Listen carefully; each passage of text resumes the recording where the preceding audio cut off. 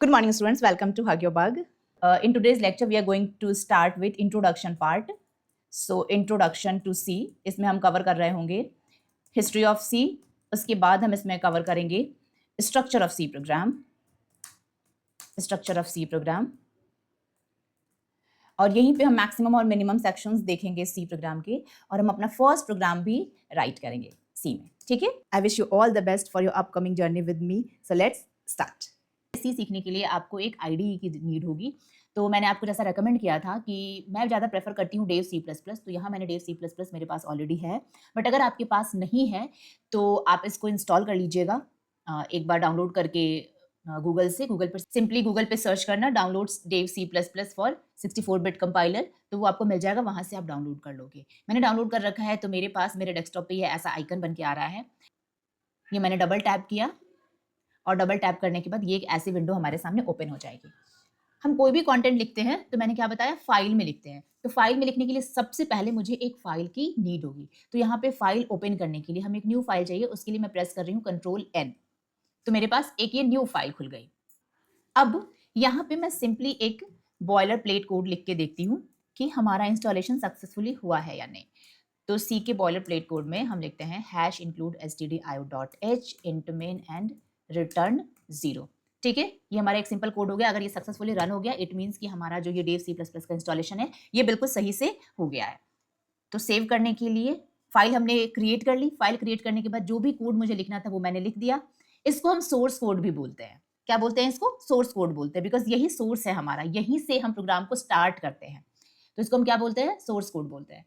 अब इसको सबसे पहले मैं क्या करूंगी, सेव करूंगी. तो Ctrl+S प्रेस करेंगे तो फाइल हमारा सेव हो जाएगा. आपके लिए मैंने डेस्कटॉप पे पहले से एक फोल्डर बना रखा है हग योर बग. हम अपने सारे प्रोग्राम्स इसी फोल्डर में सेव करेंगे. तो यहाँ जो फाइल नेम है ना, इसमें मुझे डालना है इस फाइल का नेम.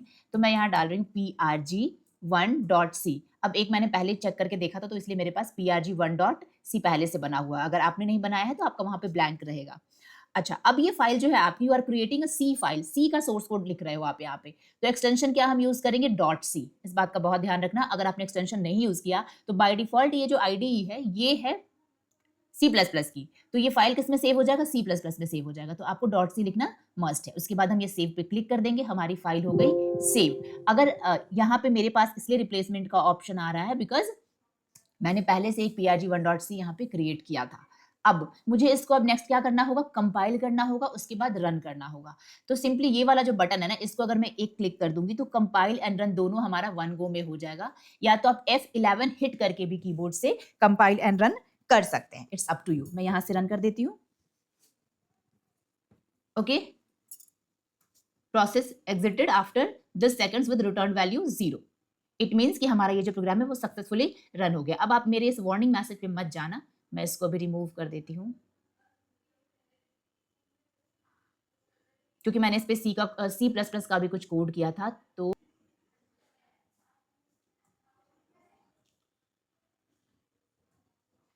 अब ये देखो मैंने चेंजेस कर दिए. जब मैं रन करूंगी वापस तो ये वार्निंग मुझे नहीं मिलेगा. डन. चलो, अब सबसे पहला प्रोग्राम लिखते हैं हम. मैं जब आपका यूनिट स्टार्ट करूं उससे पहले एक दो हम सिंपल प्रोग्राम लिख के थोड़ा सा अपने आप को कंफर्टेबल कर लेते हैं प्रोग्रामिंग के साथ. जब भी हम कोई कोड लिखेंगे तो ये जो 1 2 3 4 5 लाइन ऑफ कोड है ये लिखना मस्ट है आपको. इसीलिए इसको बोलते हैं बॉयलर प्लेट कोड. ये लिखना मस्ट है. इसके बिना आप प्रोग्राम अपना नहीं लिखेंगे. तो सबसे पहले प्रोग्राम लिखने की जैसे हम बात करें, ये 5 लाइन का कोड आपको लिख के रेडी कर लेना है. तो एक स्टेटमेंट हम यहाँ पे प्रिंट करते हैं, प्रिंट एफ. अच्छा, इसका इन ठीक है, प्रिंट एफ और डबल कोट में यहां प्रिंट करेंगे welcome to hug your bug family. ठीक है, और सेमीकोलन. रन करते हैं, कंपाइल एंड रन करते हैं और ये ब्लैक विंडो पे आपको इसका आउटपुट मिल जाएगा. आप चाहें तो इसको इनलार्ज कर सकते हैं, एक्सपेंड भी कर सकते हैं. ठीक है, कोई प्रॉब्लम नहीं है. इतना तो आपको समझ में आता ही है. अब चलिए स्टार्ट करते हैं बिल्कुल बेसिक से. अच्छा, एक दो हम यहाँ पे कुछ और काम कर लेते हैं. जैसे अगर मुझे एक और लाइन लिखना है तो फिर नेक्स्ट लाइन में आऊंगी, printf we are starting C. Line change करने के लिए /n today we are starting C and then semicolon. Again मैंने लाइन चेंज किया, we wish you all the best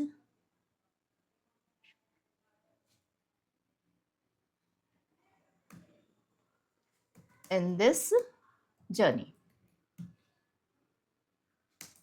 with us. ठीक है, सेव किया और रन किया. Got it? Welcome to hug your bug family. इसके बाद मैंने लाइन चेंज किया था तो कंपाइलर ने नेक्स्ट लाइन पे खुद को जंप किया. Today we are starting C. फिर next line, we wish you all the best in this journey with us. अगर मैंने यहाँ पे लाइन चेंज नहीं किया होता तो ये सब मुझे क्या मिल जाता? एक ही लाइन में मिल जाता. रन करके देख ले. देखो ये एक ही लाइन में है. ये आपको इसलिए नेक्स्ट लाइन में दिख रहा है बिकॉज मेरा जो आउटपुट विंडो है उसका मैंने ये साइज डिफाइन कर रखा है. ये साइज डिफाइन है मेरा, तो इससे बाहर नहीं जा सकते ना. तो ये नेक्स्ट लाइन पे आपको शो हो रहा है, बट ये है नहीं नेक्स्ट लाइन, ये एक ही लाइन है. डन. इसको चेक करने के लिए हम लाइन को थोड़ा छोटा करके देख सकते हैं.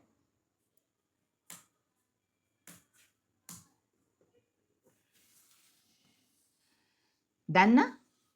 ठीक है, चलो अगर ये समझ में आ गया तो अब चलते हैं अपने नोट्स की तरफ. आपके पास नोट्स होगा, आप वहां से अपने नोट्स को ओपन करो और लाइन बाय लाइन हम वहां से रीड करेंगे और यहाँ पे आके प्रैक्टिकल करेंगे, जो भी प्रैक्टिकल पोर्शन होगा. आज की वीडियो में मुझे लगता है प्रैक्टिकल आपको कम ही मिलेगा. थोड़ा बहुत मैंने आपको पहले आईडी कैसे यूज करते हैं ये दिखा दिया, कंफर्टेबल हो गए आप. हम यूनिट 2 स्टार्ट कर रहे हैं ना, तो सी को एक प्रोसीजरल लैंग्वेज बोलते हैं. अब प्रोसीजरल लैंग्वेज का क्या मतलब होता है? प्रोसीजरल लैंग्वेज का मतलब होता है वो लैंग्वेज जिसमें हमने फंक्शंस क्रिएट किए हैं. क्या क्रिएट किया है? फंक्शन क्रिएट किया है. अभी आपने देखा होगा जब मैंने बॉयलर प्लेट कोड लिखा था तो वहां पे मैंने मेन लिखा था. मेन क्या है? एक फंक्शन है. मतलब कि वो प्रोग्रामिंग लैंग्वेज जिसमें कि हम किसी फंक्शन का यूज करते हैं उसको हम बोलते हैं प्रोसीजरल लैंग्वेज. ठीक है, पहले के समय में इसको हम प्रोसीजर बोलते थे, आज हम इसको फंक्शन बोलते हैं. इसको बनाया था डेनिस रिची ने 1972 में. मैं अभी आपको डेनिस रिची को दिखा दूंगी. 1972 में AT&T बेल लेबोरेटरीज था यूएसए का, वहां पे इन्होंने 1972 में बनाया था. कुछ लोगों का ये भी मानना है कि ये 1969 में बना था. अलग अलग बुक्स में आपको ये कुछ ऐसे ही मिलेगा, कुछ में 1970 मिलेगा, कुछ में 1972 मिलेगा. ऑल आर सेम, 1-2 साल से कोई बहुत ज्यादा फर्क नहीं पड़ना है. ठीक है, बट अगर आपको लिखना हो तो आप 1972 ही प्रेफर करेंगे. इससे पहले सी बनाने से पहले एक लैंग्वेज बनी थी बी, और उससे पहले एक लैंग्वेज बनी थी BCPL. ठीक है, तो BCPL और बी में जो प्रॉब्लम्स थी उन्हीं को सॉल्व करके डेनिस रिची ने सी बना दिया. ठीक है, BCPL को बोलते हैं बेसिक कंबाइंड प्रोग्रामिंग लैंग्वेज, जो बनाया था मार्टिन रिचर्ड्स ने. थोड़ा सा आपको हिस्ट्री में ये जानना जरूरी है. और केन थॉमसन ने बी बनाया था. ओके, अब सी को हम मिडिल लेवल लैंग्वेज बोलते हैं. अभी मिडिल लेवल लैंग्वेज क्या है, मैं पूरा थ्योरी आपको यहाँ नहीं एक्सप्लेन कर रही हूँ. आपको यहाँ पे डिस्क्रिप्शन बॉक्स में ये मिल जाएगा और आपके पास ऑलरेडी आपके ग्रुप में भी है, तो वहां से आप इस अच्छे से थ्योरी पढ़ लेना. मैं आपको मेन पॉइंट्स इसके एक्सप्लेन कर देती हूँ जो मुझे आपको सिखाना जरूरी है. अब मुझे एक बात बताओ, लैंग्वेज क्या होता है? What is language? लैंग्वेज को can we say it is a medium of communication by which we can communicate to each other. ठीक है ना? जैसे अगर, बट इस बात का भी हमें ध्यान रखना होता है कि लैंग्वेज मीडियम ऑफ कम्युनिकेशन हमारा वो होना चाहिए. एक कम्युनिकेशन को हम सक्सेसफुल कम्युनिकेशन तब मानते हैं जब जो सेंडर है और जो रिसीवर है दोनों सेम लैंग्वेज में कम्युनिकेट कर रहा हो. Getting my point? तो अगर दो पर्सन आपस में कम्युनिकेट कर रहे हैं तो उनको एक मीडियम चाहिए कम्युनिकेशन के लिए. उसी मीडियम को हम क्या बोलते हैं? लैंग्वेज. लैंग्वेज के लिए पर्सन टू पर्सन कम्युनिकेशन होना चाहिए. ठीक है, और दोनों की लैंग्वेज सेम होनी चाहिए. अब यहां तो आप मशीन से बात कर रहे हो ना, तो यही अगर हमें मशीन से बात करने की नीड हो, मतलब एक तरफ तो पर्सन हो और दूसरी तरफ मशीन हो, इस केस में हमें किस चीज की नीड होती है? इस केस में हमें नीड होती है प्रोग्रामिंग लैंग्वेज की. Programming language is used to communicate with machines. Person और मशीन के बीच का जो कम्युनिकेशन होता है वो एस्टैब्लिश किया जाता है with the help of programming language. अब प्रोग्रामिंग लैंग्वेज दो तरीके के होते हैं. First is your low level language and second is your high level language. Okay, low level and high level. अब low level and high level तो वो language है जिसमें कि जो ह्यूमन अंडरस्टैंडिंग के लिए बना है. ये मशीन नहीं समझता, ये मैं और आप समझते हैं. मीन्स ह्यूमन के लिए समझना हाई लेवल लैंग्वेज को आसान है. मशीन हाई लेवल लैंग्वेज बिल्कुल नहीं समझता, बट ये किसके लिए आसान है? ह्यूमन अंडरस्टैंडेबल लैंग्वेज है। Human understandable, just a minute, human understandable language है, okay. But low level language क्या है? Low level language machine understandable है, मींस वो लैंग्वेज जो मशीन समझ सकता है। अब यहाँ पे दो तरीके की लैंग्वेजेस होती हैं जो मशीन के लिए है। पहला, इसको हम दो तरीके से भी डिवाइड कर सकते हैं। First is your assembly language and second is your machine language. तो मशीन लैंग्वेज और लो लेवल लैंग्वेज दोनों सेम नहीं है, सेम जैसे दिखते हैं। मशीन लैंग्वेज को हम लो लेवल लैंग्वेज बोल सकते हैं, बट लो लेवल लैंग्वेज की जब हम बात करते हैं तो उसमें असेंबली लैंग्वेज भी इंक्लूडेड है। क्या आपको ये बात मेरी समझ में आ रही है? अगर आपको ये बात मेरी समझ में आ रही है तो अब हम देखते हैं इन दोनों में डिफरेंस क्या है। मशीन लैंग्वेज का मतलब होता है सिर्फ और सिर्फ 0 और 1 में लिखा गया कोड, क्योंकि मशीन को सिर्फ यही दो नंबर्स समझ में आते हैं, ईदर ऑन और ऑफ या 1 और 0, आप इसको जैसे समझ लो, ठीक है। बट असेंबली लैंग्वेज जो होता है ना, यहाँ पे हम कुछ निमोनिक्स का यूज करते हैं, निमोनिक्स का यूज करते हैं, और इन निमोनिक्स को यूज करके हम कोड लिखते हैं और वो फर्दर जाके मशीन लेवल लैंग्वेज में कन्वर्ट होता है और फिर मशीन उसको अंडरस्टैंड करता है। अब जो हमारा हाई लेवल लैंग्वेज है, इसके लिए इसमें हमारे पास एग्जांपल्स हो गए सी प्लस प्लस, पाइथन, जावा, ये जितने आपने नाम सुने हैं ये सब हाई लेवल लैंग्वेज के एग्जांपल हैं। लो लेवल लैंग्वेज समझ में आ गया, दो होता है, असेंबली लैंग्वेज और machine language. Machine language means 0 और 1 में लिखा हुआ कोड, और असेंबली लैंग्वेज का मतलब वो प्रोग्रामिंग लैंग्वेज जिसमें कि हम प्रोग्राम्स लिखने के लिए निमोनिक्स का यूज करते हैं। जब आप माइक्रो प्रोसेसर पढ़ोगे ना तो वहां पे आपको निमोनिक्स बहुत अच्छे से समझ में आएंगे। फॉर एग्जाम्पल पुश का यूज होता है, उसके बाद एड यूज होता है, देन मूव यूज होता है, और यहाँ पे हम रजिस्टर्स यूज करते हैं अपने डेटा को स्टोर करने के लिए। Getting my point? तो इस पे हमें बहुत ज्यादा फोकस करने की नीड नहीं है, ये एक बेसिक अंडरस्टैंडिंग के लिए मैंने आपको समझाया। हम क्या सीख रहे हैं या सीखने जा रहे हैं? हम सीखने जा रहे हैं हाई लेवल लैंग्वेज, ठीक है। सी प्लस प्लस, पाइथन आपको देख के लग रहा है हाई लेवल लैंग्वेज है। अब इनमें क्या है ना, सी एक ऐसी लैंग्वेज है जिसमें हम इंग्लिश लाइक स्टेटमेंट्स को यूज करके भी कोड लिखते हैं, क्योंकि हाई लेवल लैंग्वेज अभी मैंने क्या बताया, ह्यूमन अंडरस्टैंडेबल लैंग्वेज है, means English like sentences use करके हम इसमें कोड लिख सकते हैं। बट सी ही एक ऐसी लैंग्वेज है जिसमें कि हम असेंबली लैंग्वेज कोड भी कर सकते हैं। सी में हम हाई लेवल कोड भी करते हैं और सी में हम असेंबली लेवल कोड भी करते हैं, ठीक है। अब आप मुझे एक बात बताओ, कोई एक ऐसी लैंग्वेज हो ये हाई लेवल का भी काम करे और लो लेवल का भी काम करे, क्योंकि असेंबली लैंग्वेज क्या है? लो लेवल लैंग्वेज का ही तो पार्ट है, लो लेवल लैंग्वेज का ही तो टाइप है। तो अगर कोई लैंग्वेज इस कैटेगरी का भी काम करे और इस कैटेगरी का भी काम करे तो क्या हम उसको मिडिल लेवल लैंग्वेज नहीं बोल सकते हैं? इसीलिए सी को हम मिडिल लेवल लैंग्वेज बोलते हैं, बिकॉज वो हाई लेवल लैंग्वेज में भी हम उसमें कोड लिख पाते हैं। अभी जो मैंने कोड लिख के दिखाया आपको वो हाई लेवल लैंग्वेज का कोड दिखाया था। एक एग्जांपल मैं आपको असेंबली लैंग्वेज का भी लिख के दिखा दूंगी। तो बहुत सारे लोग आपसे ये क्वेश्चन पूछ सकते हैं, sees which type of language, either it is high level और मिडिल लेवल। तो अगर आपको ये ऑप्शन में मिले तो you have to opt middle level language. But अगर आप हाई लेवल भी बोलते हो तो ये आंसर गलत नहीं है, but middle level language is most appropriate और apt answer for this question. Getting my point? So now move to the next point. तो अब सी मिडिल लेवल लैंग्वेज, ये बात आपको समझ में आ गई, क्यों बताया मैंने? अच्छा, यही रीजन है ना कि सी में जो एग्जीक्यूशन होता है वो बहुत फास्ट होता है और ऑपरेटिंग सिस्टम्स भी सी में लिखे जाते हैं, बिकॉज सी बहुत फास्ट लैंग्वेज है। क्योंकि यहाँ असेंबली है ना, असेंबली लेवल लैंग्वेज का भी कोड कर सकते हैं, बिल्कुल मशीन के करीब रह के कोड करते हैं हम, मशीन के लिए अंडरस्टैंडेबल लैंग्वेज में कोड करते हैं, जो कि मशीन के लिए अंडरस्टैंड करना ज़्यादा ईजी है। इसलिए सी में प्रोग्राम बहुत फास्ट एग्जीक्यूट होते हैं और सी में हम बहुत सारा ऑपरेटिंग सिस्टम डिजाइन किया जाता है, सी में बहुत सारे गेम्स भी बनाए जाते हैं, इसी वजह से, इसके फास्ट स्पीड की वजह से। चलो आगे बढ़ते हैं स्ट्रक्चर ऑफ सी प्रोग्राम की तरफ। अब सी में एक डॉक्यूमेंट सेक्शन होता है, एक लिंक सेक्शन होता है, एक डेफिनेशन सेक्शन होता है, एक ग्लोबल डिक्लेरेशन सेक्शन होता है, एक मेन फंक्शन सेक्शन होता है और एक यूजर डिफाइंड फंक्शन सेक्शन होता है। ठीक है, लेकिन ऐसा नहीं है कि हर एक प्रोग्राम में ये सारे ही सेक्शंस लिखने मस्ट हैं तभी आपका कोड रन होगा, ये बिल्कुल जरूरी नहीं है। बट किसी भी सी के प्रोग्राम में ये मैक्सिमम नंबर ऑफ सेक्शंस हो सकते हैं,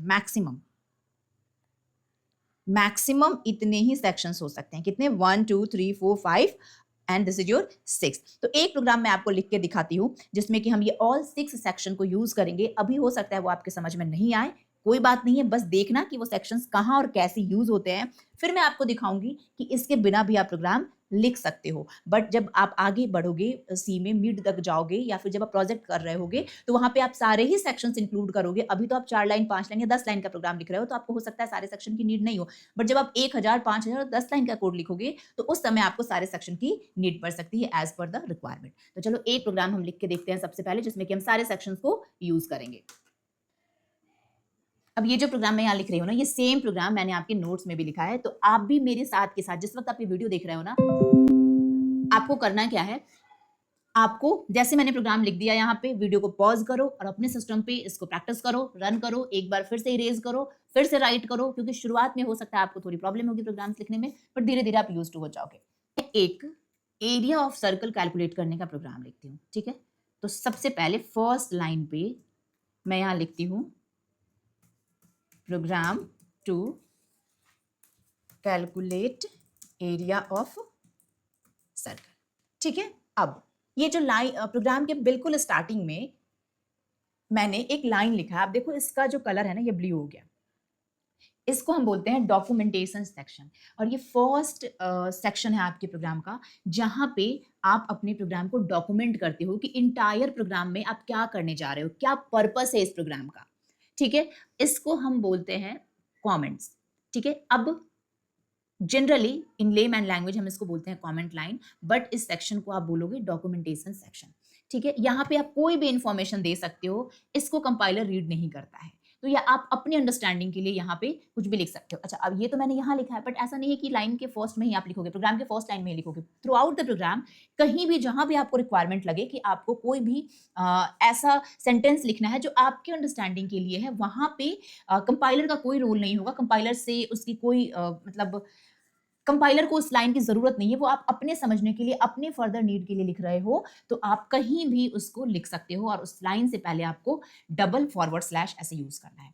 अब अगर आपको मल्टीपल लाइंस में यही अपने इंफॉर्मेशन लिखने हो और डॉक्यूमेंट करके रखना हो तो क्या करोगे? इसके लिए एक ऑप्शन ये, जैसे मैंने यहाँ पे, अब देखो ये तो कमेंट पार्ट से बाहर हो गया ना, कैलकुलेट एरिया ऑफ सर्कल। तो इसके लिए मैं क्या कर सकती हूँ, स्टार्ट में फॉरवर्ड स्लैश स्टार, और जहां पे मेरा लाइन एंड होगा वहां पे स्टार और फॉरवर्ड स्लैश। अब ये हम इसको बोलते हैं मल्टी लाइन कमेंट। ये हो गया। चलो नेक्स्ट चलते हैं हमारा। तो डॉक्यूमेंटेशन सेक्शन आपको समझ में आ गया। ये कंपल्सरी नहीं है, बट इफ यू वांट कि आपकी जो प्रोग्रामिंग प्रैक्टिस हो वो बहुत इफिशियंट हो, बहुत अच्छी हो, और आप एक गुड प्रोग्रामर बनना चाहते हो, तो इट इज हाईली रिकमेंडेड कि आप हमेशा अपने प्रोग्राम्स में डॉक्यूमेंट किया करो as per the need, as per the requirement, so that कोई भी थर्ड पर्सन आपके प्रोग्राम को देख के समझ जाए कि इस प्रोग्राम में आपने कहाँ, किस स्टेप में कौन सा काम किया है। नेक्स्ट बढ़ते हैं हमारे लिंक सेक्शन की तरफ। अब ये जो हेडर फाइल है ना, .h से लिखी हुई जो फाइल होती है, इसको हम बोलते हैं हेडर फाइल। इसको हम बहुत डिटेल में पढ़ेंगे, आपके आगे आने वाली यूनिट्स में मिलेगा आपको डायरेक्टिव्स पढ़ने को, वहां पे आप इसको बहुत डिटेल में पढ़ोगे। बट अभी के लिए आप इतना समझ लो कि इसको हम बोलते हैं हेडर फाइल। stdio एक हेडर फाइल है। कैसे समझ में आ रहा है कि ये हेडर फाइल है? क्योंकि इसका जो एक्सटेंशन है वो .h है। ठीक है, तो जब भी हैश इंक्लूड डायरेक्टिव का यूज करके आप किसी भी हेडर फाइल को इस प्रोग्राम में इंक्लूड करते हैं, इस लाइन का मतलब होता है कि stdio.h एक हेडर फाइल है जो कि मैं इस प्रोग्राम में इंक्लूड करना चाहती हूँ। तो इस स्टेटमेंट को हम बोलते हैं लिंक सेक्शन। जहां पे हम ये काम कर रहे हैं इसको हम क्या बोलते हैं?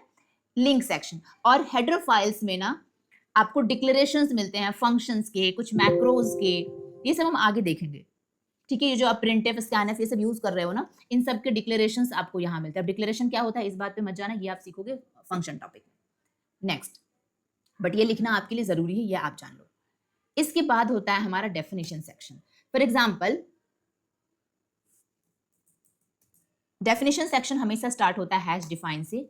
मैंने एक मैक्रो बनाया मैक्स नेम से। अब ये मैक्रो क्या है, फिलहाल के लिए आप इतना जान लो कि मैक्स एक नेम है और उसकी वैल्यू क्या है 10 है। आप पूरे प्रोग्राम में जहां भी मुझे 10 यूज करना होगा ना, मैं वहां पे मैक्स लिख दूंगी। तो 10 को बेसिकली मैंने मैक्स का नेम दे दिया है। इसका बेनिफिट क्या है ये सब हम आगे देखेंगे, और ये क्यों हैश डिफाइन के साथ यूज करते, वेरिएबल क्यों नहीं हमने बना लिया मैक्स नेम से, ये सब हम आगे देखेंगे। तो हैश डिफाइन से जो मिलेगा आप इसको क्या बोलोगे, डेफिनेशन सेक्शन। इसके बाद होता है हमारा ग्लोबल डिक्लेरेशन सेक्शन, मतलब कि वैसे वेरिएबल्स जिनको कि हम ग्लोबल बनाना चाहते हैं, मतलब हम चाहते हैं कि इस वेरिएबल को पूरे प्रोग्राम में मैं कहीं से कहीं तक यूज कर लूं, तो इसको हम बोलते हैं ग्लोबल डिक्लेरेशन सेक्शन। ठीक है, तो हम ऐसे कर सकते हैं, बट मैं यहाँ पे एरिया ऑफ सर्कल बना रही थी ना, तो मैं उसके अकॉर्डिंग यहाँ पे कुछ ये मैक्रो मैंने पाई 3.14 कर दिया, और इसकी जगह पे मैं कर लेती हूँ फ्लोट एरिया, बिकॉज एरिया हमारा फ्लोट में हो सकता है। हैश डिफाइंड पाई हमने बना लिया, ये था हमारा डेफिनेशन सेक्शन। हैश डिफाइन के साथ डेफिनेशन सेक्शन बनाते हैं। इसके बाद ये है हमारा ग्लोबल डिक्लेरेशन सेक्शन। मेन से पहले जितनी भी डिक्लेरेशन हम करते हैं, या तो किसी वेरिएबल का या किसी फंक्शन का, उन सबको हम बोलते हैं ग्लोबल डिक्लेरेशन सेक्शन। तो यहाँ पे मैंने एक फ्लोट टाइप का एरिया बनाया है, वो भी ग्लोबल है। और दूसरा मैं एक फंक्शन डिक्लेयर करने जा रही हूँ, and the function name is calc area. यही function calc area for calculating area, इसी फंक्शन को मैं यूज करूंगी एरिया कैलकुलेट करने के लिए। तो ये दोनों को हम क्या बोलेंगे, ग्लोबल डिक्लेरेशन सेक्शन। मैं साइड में ना कमेंट करके लिख देती हूँ, आपको समझने में आसानी होगी। ये था आपका डॉक्यूमेंटेशन सेक्शन, ये तो आपको पता ही है। Second is your link section, link section, and the third is your definition section, definition section, and these both line number 6 and 7 is your global declaration section. Line number 7 is also global declaration section. Line number 8 onwards is your main function section. इसको हम बोलते हैं main function section. ठीक है, अब main function section start होता है main से, जहां पे मेन लिखा है, और ये रही इसकी बॉडी। बॉडी का मतलब है इसका एरिया, कहां से कहां तक को हम बोलेंगे मेन फंक्शन सेक्शन। तो ये जो ओपनिंग पैरेंथेसिस है, यहां से स्टार्ट होके इसके क्लोजिंग तक, लाइन नंबर 12 तक। अभी तो इसमें कोई भी कोड नहीं लिखा है, बट जितने भी कोड हम इस लाइन के भीतर लिखेंगे वो सब आएगा मेन फंक्शन सेक्शन में। Main is the entry gate of your program. कोई भी प्रोग्राम का एग्जीक्यूशन लाइन नंबर 8 से ही, मींस मेन फंक्शन सेक्शन से ही शुरू होता है। बट किसी भी प्रोग्राम का जो कंपाइलेशन है वो हमेशा लाइन नंबर 1 से स्टार्ट होता है। अब यहाँ पे लाइन नंबर 1 पे तो हमने हमारा डॉक्यूमेंट सेक्शन लिखा है। डॉक्यूमेंट सेक्शन कभी भी कंपाइल नहीं होता है, उसको कंपाइलर इग्नोर कर देता है। तो उसके बाद डॉक्यूमेंट सेक्शन के बाद जो भी लाइन मिलेगा वहां से कंपाइलेशन स्टार्ट होगा। ठीक है, अब आते हैं हम अपने मेन फंक्शन सेक्शन में। हमें बनाना है एरिया। ठीक है, उससे पहले मैं यहाँ पे एरिया कैलकुलेट करने के लिए जो भी रिक्वायर्ड चीजें हैं मैं यहाँ पे कर लूँ। रेडियस चाहिए मुझे, एक मैं मैसेज डिस्प्ले कर लूंगी यूजर के लिए, एंटर रेडियस। देन यहाँ पे मैं रेडियस कहाँ रखूंगी, रेडियस किस टाइप का होगा, ये इंटीजर टाइप का रेडियस मुझे लेना है, इसलिए मैंने यहाँ पे दिया है %d और m%r, means address of r के पास। इसको हम बोलते हैं address of operator. It means address of r पे, r का जो मेमोरी लोकेशन है वहां पर, यहाँ से जो वैल्यू स्कैन की जाएगी वो वैल्यू वहां पे स्टोर कर दी जाएगी। ठीक है, नेक्स्ट लाइन में अब जो एरिया, उसके बाद मैं एरिया फंक्शन को कॉल कर लूंगी। अभी ये फंक्शन का कॉलिंग आपको समझ नहीं आएगा, तो आप इस पे बहुत ज्यादा ध्यान मत देना। अभी के लिए आप बस इतना समझ लो कि इस लाइन पे हम एरिया कैलकुलेट करेंगे। ठीक है, तो एरिया हमारा कैलकुलेट हो गया, एंड लेटर ऑन मैं इस एरिया की वैल्यू को प्रिंट कर दूंगी। Area is % 0.2f। 0.2f use करने का मतलब ये फ्लोटिंग पॉइंट में, तो लेट्स सपोज 2.3456 कोई वैल्यू आ रही है, मैं चाहती हूँ कि डेसिमल के बाद सिर्फ 2 ही डिजिट तक की वैल्यू प्रिंट हो। तो इसके लिए मैं % और f के बीच में लिख दूंगी 0.2, मीन्स डेसिमल के बाद मुझे सिर्फ 2 डिजिट की वैल्यू चाहिए। तो इसके लिए आंसर में आपको मिलेगा 2.34, इसीलिए मैंने इसको फॉर्मेट कर दिया है। और एरिया क्या हो जाएगा, एरिया डन। अब यहाँ पे मैं टर्मिनेट करती हूँ इस लाइन को, रिटर्न 0 हो गया। अब इस मेन फंक्शन के बाद ये फंक्शन क्या काम करेगा ना, यहाँ पे मैंने आपको बोला कि यहाँ पे हम एरिया को कैलकुलेट करें, बट एरिया कैसे कैलकुलेट होगा उसके लिए वो फॉर्मूला हम यहाँ लिखेंगे। इसको हम बोलते हैं फंक्शन की डेफिनेशन। ये सब हम फंक्शन में सीखेंगे, तो अभी आप इसके लिए वरी मत करना।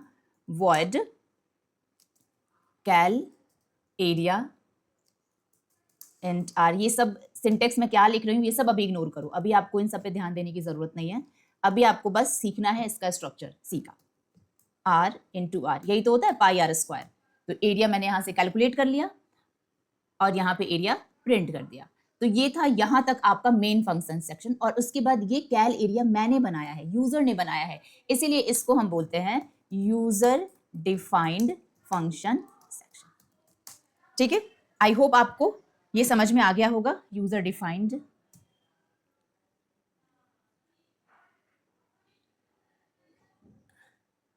ये रहा आपका होल प्रोग्राम, जहां पे हमने डॉक्यूमेंटेशन सेक्शन लिखा, उसके बाद लिंक सेक्शन लिखा, उसके बाद डेफिनेशन लिखा, उसके बाद global declaration, then main function section and then user define section. तो टोटल हमने यहाँ पे 1 2 3 4 5 6 सेक्शन इंक्लूड करके एक प्रोग्राम बनाया है। मैक्सिमम सी के किसी भी प्रोग्राम में आप इन्हीं 6 सेक्शंस को यूज करोगे, but it is not mandatory कि किसी भी प्रोग्राम में आपको सारे 6 के 6 सेक्शंस इंक्लूड करने ही है, आप इसके बिना भी काम कर सकते हो। ठीक है, बट मैक्सिमम इतने सेक्शन हो सकते हैं, और ये सारे सेक्शन होंगे तो आपको इसी ऑर्डर में लिखना चाहिए।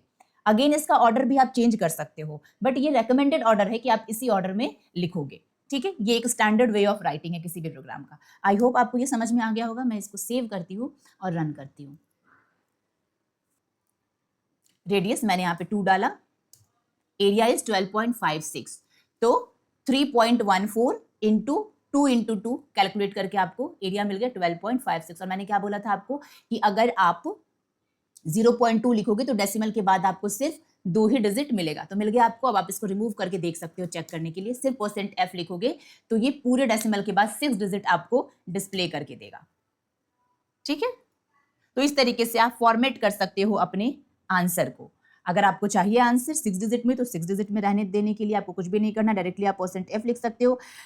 बट अगर आप चाहते हो कि आंसर डेसिमल के बाद 2 डिजिट में मिले, 4 डिजिट में मिले, तो इस तरीके से आप इसको फॉर्मेटिंग कर सकते हो अपने आंसर को। इसीलिए हम इनको बोलते हैं फॉर्मेट स्पेसिफायर, क्योंकि ये आपको अलाउ करते हैं अपने आंसर को अपने अकॉर्डिंग फॉर्मेट करने के लिए।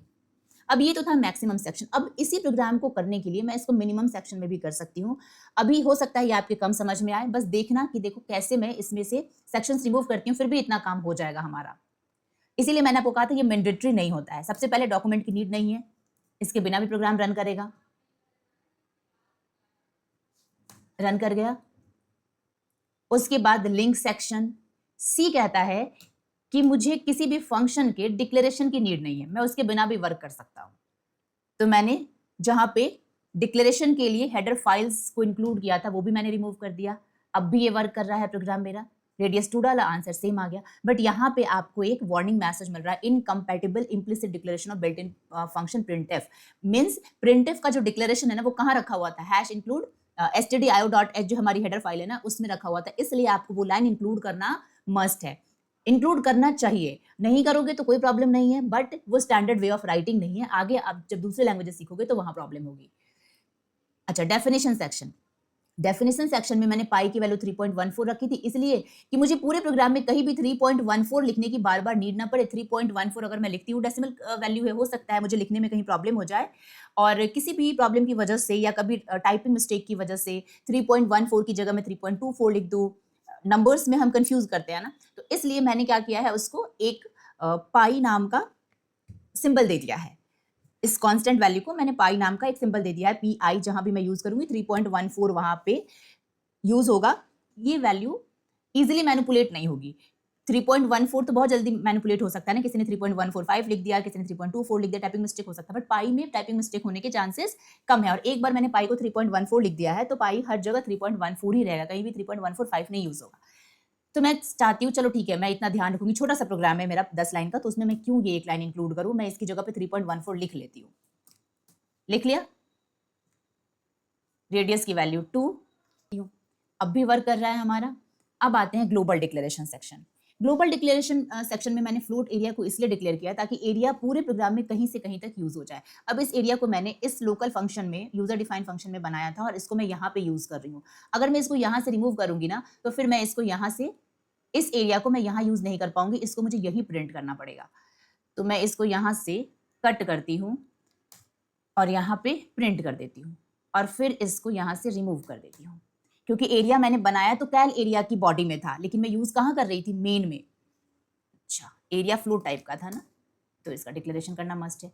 रन करते हैं, रेडियस 2, आंसर ओके। वापस अब क्या इस फंक्शन का डिक्लेरेशन रखना है। अभी मैंने आपको क्या बताया कि सी कहता है कि आप बिना डिक्लेयर किए भी फंक्शन यूज कर सकते हो, तो इसको भी रिमूव कर देते हैं। लेकिन वो फंक्शन यूज होने से पहले कंपाइलर को पता होना चाहिए, तो मुझे ये यहां से कट करके यहां रखना होगा। अब भी ये वर्क करेगा। सेव किया और रन करते हैं, रेडियस 2, आंसर 12.56, कोई प्रॉब्लम नहीं है। अब इस छोटे से प्रोग्राम में मुझे बार बार तो कैलकुलेट नहीं करना है एरिया, तो मैं क्यों इतना लंबा चौड़ा फंक्शन लिखूं, ये काम मैं यहाँ ही कर सकती हूँ। तो ये एरिया मैंने यहाँ से रिमूव किया फंक्शन, और जिस काम के लिए मैंने एरिया बनाया था ये यहाँ से कट किया और यहाँ पे पेस्ट कर दिया और पूरा फंक्शन यहाँ से रिमूव कर दिया। रेडियस की वैल्यू 2 और एरिया 12.56। अब देखो इस वक्त आपके प्रोग्राम में सिर्फ और सिर्फ एक ही सेक्शन है, that is your main function section. It means इससे आपने ये सीखा कि सी के प्रोग्राम में कभी भी अगर मिनिमम एक फंक्शन की रिक्वायरमेंट होगी तो वो फंक्शन होगा मेन फंक्शन, और विदाउट मेन सी का प्रोग्राम रन नहीं कर सकता है। तो एक सिंगल अगर सेक्शन की हम बात करें कि एक सेक्शन में को यूज करके आपको सी का कोई प्रोग्राम लिखना है, तो वो सेक्शन कौन सा होगा, मेन फंक्शन सेक्शन। अब देखो मैं इसका नेम चेंज करके आपको दिखाती हूँ। इसका नेम मैंने एरिया कर दिया, सेव किया, कंट्रोल एस से रन करते हैं। अब ये रन ही नहीं होगा। Incompatible implicit declaration of built in function printf. अब इसको प्रिंटफ समझ ही नहीं आ रहा है, क्योंकि इसको तो ये लग रहा है ना कि ये एक यूजर डिफाइंड फंक्शन है, तो वो कहाँ से प्रिंटफ लेकर आए। लेकिन अगर मैं यहाँ पे मेन लिख देती तो कंपाइलर को ये समझ में आ जाता है कि मुझे यहीं से एंट्री तो करना है प्रोग्राम में 2। ठीक है, अब वापस एक और चीज दिखाती हूँ आपको। एरिया था ना, एरिया सेव किया और रन किया। अब देखो यहाँ पे एक दूसरा एरर मैसेज है, undefined reference to win main. It means compiler को मेन मिल ही नहीं पा रहा है, उसका रेफरेंस कंपाइलर के पास नहीं है, डिफाइन ही नहीं किया गया है मेन को। तो मेन डिफाइन नहीं करोगे तो कंपाइलर एंट्री कहाँ से करेगा किसी प्रोग्राम का। ठीक उसी तरीके से जिस तरीके से हमने घर तो बहुत खूबसूरत बना दिया, बट हमने उसका डोर ही नहीं बनाया। तो जब डोर बनाओगे नहीं तो कोई भी एंट्री कैसे करेगा आपके घर में, है ना। तो एंट्री के लिए आपको क्या चाहिए, एक गेट चाहिए, और एंट्री गेट हमारा क्या है, मेन फंक्शन है। इसलिए हमेशा किसी भी प्रोग्राम में मेन फंक्शन होना चाहिए। ये क्वेश्चन भी है बहुत इंपॉर्टेंट कि अगर किसी भी प्रोग्राम में एक सिंगल फंक्शन है तो वो फंक्शन कौन सा होगा, वो फंक्शन हमेशा मेन होगा। रेडियस 2 डाला, एरिया इज 12.56। आई थिंक आपको समझ में आ गया है। तो आज हम आइडेंटिफायर नहीं पढ़ रहे हैं, आज की क्लास में हमने कवर किया है हिस्ट्री, एंड देन हमने कवर किया structure of C program. Maximum sections भी हमने देखे, मिनिमम सेक्शन भी देखा। एक सैम्पल प्रोग्राम हमने बनाया मैक्सिमम सेक्शन यूज करके, फिर उसी को मैंने कन्वर्ट करके आपको दिखाया मिनिमम सेक्शन में। नेक्स्ट क्लास में हम कवर करेंगे identifiers, rules of identifiers, identifier की नेमिंग कन्वेंशन क्या होती है, डेटा टाइप्स, हम इस पे ज्यादा फोकस करेंगे। ठीक है, तो आज के लिए बस इतना ही।